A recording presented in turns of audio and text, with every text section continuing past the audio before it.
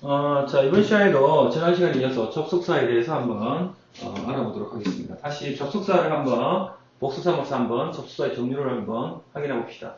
접속사라고 하는 것은, 단어와 단어, 또는 뭡니까? 구와 구, 그 다음에 문장과 문장인 A와 B를 서로 이어주는 거지. 자, 이어주는 이런 접속사는 어떻게 이어지느냐? 방식에 따라서 무슨 접속사? 등위 접속사, 내지는 대등 접속사고 있고요. 그 다음에, 두 번째는 뭐가 있습니까? 종속절을 이어주는 접속사인 종속 접속사가 있었죠. 종속 접속사가 있었고, 세 번째가 뭡니까? 서로 짝을 이루어서 하나의 접속사의 기능을 하는 상관 접속사가 있다. 이렇게 세 가지 종류의 접속사가 있습니다. 자, 그리고 지난 시간에 했던 등이나 대등 접속사는 어떤 종류가 있었습니까? and나 but, or 이런 것들이 있었죠. 그죠? 그리고 이러한 접속사는 이 단어와 단어 A와 B가 이어주는 이 A와 B가 서로 다른 단어 구와 구, 절과 절 모두 나올 수가 있다고 했습니다. 그 다음에 이 종속 접속사. 종속 접속사라고 하는 것은 무슨 절을 이끈다? 종속절을 이끌죠. 그죠? 종속절을 이끕니다. 그래서 이러한 종속절의 종류는 뭐가 있었다? 항상 여러분들 명형부입니다. 그죠? 명형부. 명형부, 즉 명사절, 형용사절, 부사절 이 세 가지 종속절을 이끄는 접속사겠죠. 그죠?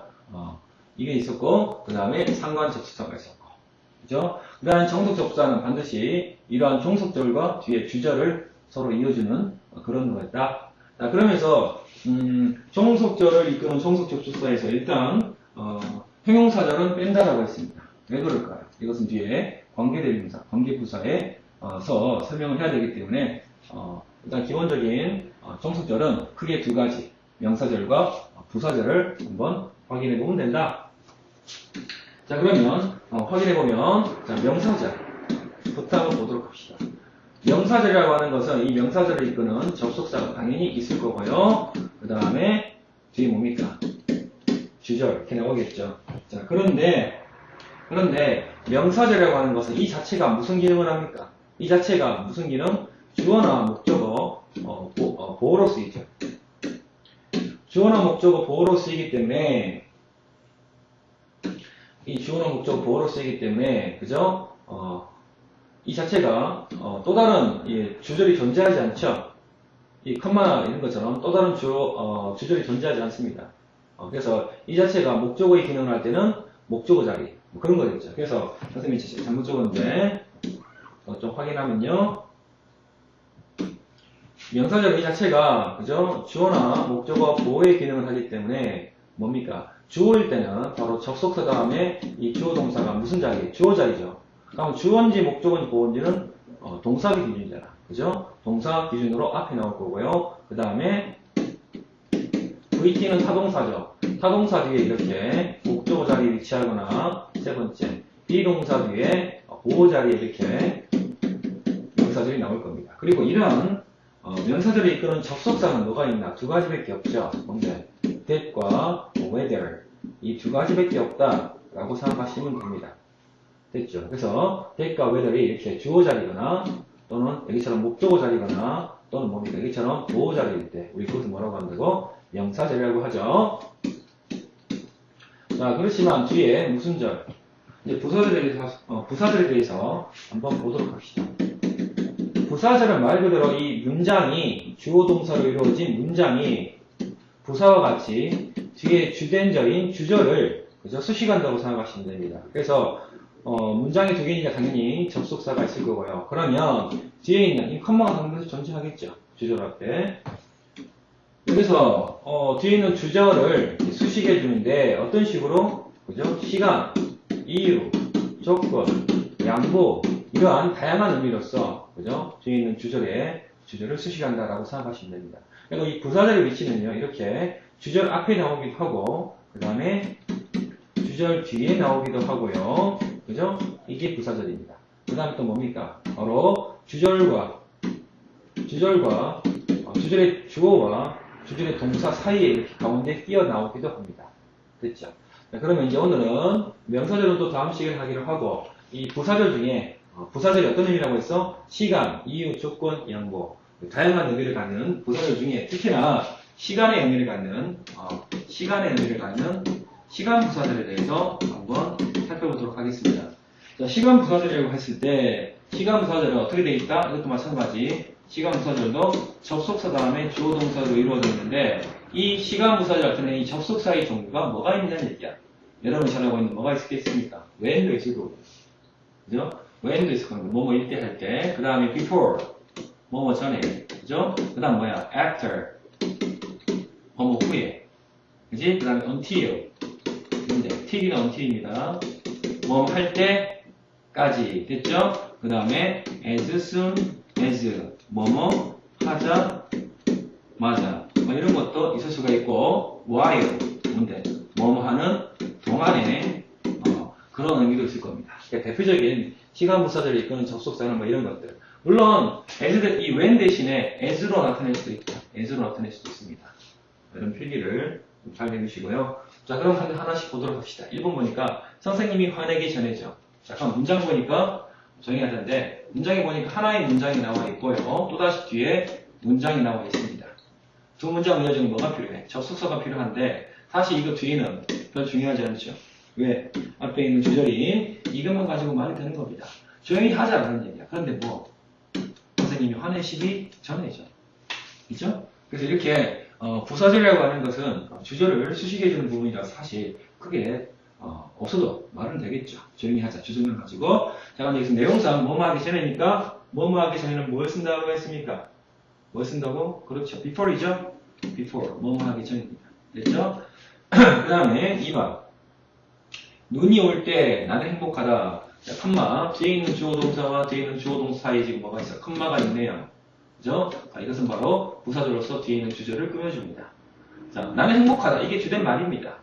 단, 뭔데? 언제입니까? 눈이 올 때죠. 눈이 올 때니까 뭘 쓰면 돼? When it snow. 이렇게 하면 되겠죠.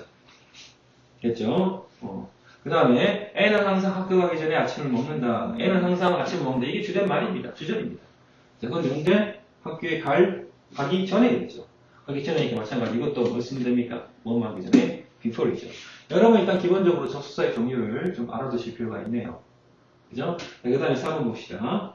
4번 보니까 오늘 밤 저녁을 먹은 후에 이것도 후에니까 어떻게 하면 돼? 당연히 먹는 후에를 의미하는 접속사 after 쓰면 되겠고요. 자, 그가 나를 떠난 후에죠. 이것도 후에. 나는 꼭 그를 그리워했다. 나는 그를 그리워했는데 언제? 그가 나를 떠난 후에겠죠. 후에니까 after 하시면 됩니다. 그래서 여러분 일단 레벨 1에서 이 부사절을 시간의 부사절을 의미하는 접속사가 어떤 것들이 있는가 이거에 종류를 기억을 해두실 필요가 있고요. 하나 더 이렇게 시간 부사절을 느끼는 이 접속사에서 이 동사는 절대로 미래 시제 미래시 같은 조동사 위를 쓰면 절대로 안 됩니다. 그것도 참 기억해 두시고요. 그 다음에 6번 한번 보도록 하자. 이거 보니까 두 문장을 하나로 만들 때 그랬죠. 봅시다. 우리가 그곳으로 갔다. 그곳으로 갔다. 우리가 그곳에 갔다. 그런 말이고, 뒤는 뭡니까? then, 그리고 나서. 이 then 자체가 그리고 나서 의미죠. 또는 그때의 의미겠습니다. 그때, 비가 내리고 있었다죠? 비가 내리고 있었다.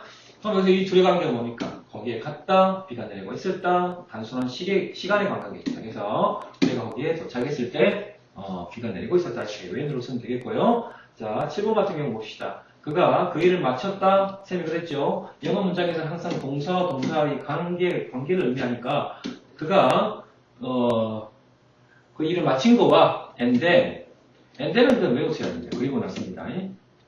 그리고 나서 그는 took a rest. 그죠? 쉬었다는 얘기지. 그래서 이걸 제1동작으로 보고 그 다음에 뭡니까? 쉬었으니까 이 뭐니까 제1동작 앞에 after 쓰면 되겠죠. 제1동작 앞에 after 쓰면 될 것 같습니다. 일을 마친 후에 이렇게 되지. 이렇게 보시면 되고. 자, 8번 같은 경우 뭡니까? I learned to play the violin. 나는 바이올린 연주하는 것을 배웠다. 그 다음에 나는 닭살이었다. 그때, 그 당시, 그때. 그래서 자체가 이 then 자체가 그때, 그 당시라고 하는 그런 의미가 들어가 있기 때문에 여기서는 시간 관계겠죠. 이렇게 보시면 되겠고요. 이것도 똑같습니다. 뭐하고 똑같습니까? 7번하고 똑같죠. 그리고 나서라고 하는 얘기는 1동작, 테레비를 본 다음에 그리고 나서 두 번째 동작으로 자르고 한 겁니다. 자, 그러면 뭐가 나중에 일어났습니까? 자로 관계 나중에 일어난 거기 때문에 나중에 일어난 이 동작 앞에 접속사 after를 쓰면 되겠죠. 그죠? after 쓰면 안 되지. 이 나중 동작이 뭡니까? before 써야겠죠? 선생님이 그러네요. 나중 동작 앞에는 before 써야겠죠. 그래서 자로 가기 전에 after는 언제 쓰겠습니까? TV를 본 후에 이렇게 되겠죠. 그 다음 10번입니다. 10번도 나는 우유를 마셨다. 1동작. 두 번째 동작은 뭡니까? and then 그리고 나서 나는 조깅하러 갔다니까. 이거는 뭡니까? 나중 동작에 먼저 앞 썼네요. 그러니까 뭐야? 나중 동작을 하기 전이지. 그지? 나중 동작 하기 전입니다. 그래서 이건 뭐야? before 쓰면 되겠죠. 그죠? 그래서 조깅하러 가기 전에 그렇게 보면 되겠고요. 12번도 봅시다. 일단 여러분들 기본적으로 접속사, 시간의 부사절이 있던 접속사가 어떤 게 있느냐, 의미는 무엇이냐를 익히는 게 가장 중요합니다. 어두워지기 전에 뭡니까? before이겠죠. 그 다음 어두워지다 뭡니까? get dark이죠. get dark. 그런데 이거는 명사, 밝고 어두움, 암을 나타낼 때는 뭘 쓴다? 비인칭 주어 it을 적는 거지. 그죠? it을 적으니까 get 뒤에 적는 거고요. 그래서 before it gets dark 이렇게 하면 되겠죠. 그 다음에 2번 내가 자라서 이면 뭡니까? 이거 자라서 이건 결국은 시간이죠. 자랐을 때 우리말에 뭐 회사가 뭔 뜻이지? 뭐가 있지? 하지 마시고 when I grow up 이렇게 하시면 됩니다. 그리고 뒤에 주절의 시제 보니까 미래죠. 그럼 미래라서 when I will grow up 이렇게 하면 되나 안 되나? 안 되겠죠. 왜? 시간의 부사절에서는 이렇게 will 쓰면 된다 안 된다? 안 된다라고 다시 한번 알아두시고요. 시간을 나타내는 접속사 지금 쭉 배우고 있습니다. 이런 접속사 뒤에는 반드시 will 쓰면 안 됩니다. 자, 그 다음에 비가 그치고 나서 이거 뭐뭐 나고 나서 뭐 후에 had 쓰면 되겠네요. 그 다음에 이거는 뭐 날씨니까 뭐 쓸까요? 비인칭 주어 있으면 되겠죠. 이거 그치다 뭡니까? stopped raining이겠네. 이렇게 하시면 되겠죠. 자, 오늘은 여러가지 접속사 중에 접속사의 종류를 다시 한번 훑어봤고요. 그 다음에 여러가지 접속사 중에 이 부사절, 종속절 중에 부사절, 그 중에 뭡니까? 시간을 나타내주는 시간 부사절. 그죠? 한번 훑어봤습니다. 그리고 이런 시간 부사절을 이끄는 이 시간을 나타내주는 접속사가 어떤 게 있느냐? 뭐뭐 할 때일 때 when이나 as, 뭐뭐 하기 전에 before, 뭐뭐 한 후에 after, 뭐뭐 할 때까지 until, 뭐뭐 하자마자 as soon as, 뭐뭐 하는 동안 while. 이런 정도의 대표적인 접속사가 있다고 생각하시면 되고요.